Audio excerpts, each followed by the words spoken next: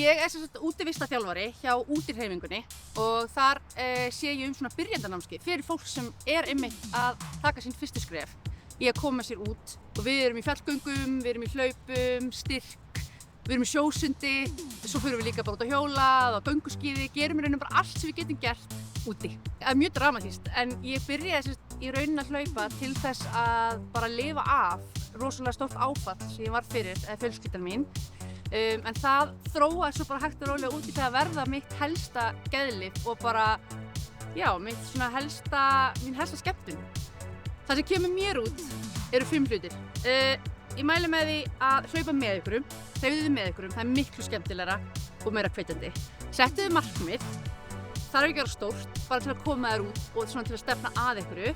Vertu ekki bara á malbiki, farðu út í mölina og moldina og fjöllin, nýttu náttúruna sem við höfum, njóttu þess, knúsaðu tré, dettu, hlæðu, stoppa og taktu myndir, ekki taka þetta alvarlega og í lokin verðlaunaðu þig. Verðlaunaðu öll afrekin, sama á hvaða hátt sem gefðu high five, montaðu á Strava, fáðu þér fersk jarðarber, bara gerðu eitthvað til að verðlauna þig, af því þú átt að skilja. Komdu og hlauptu með okkur, skráðu þig núna.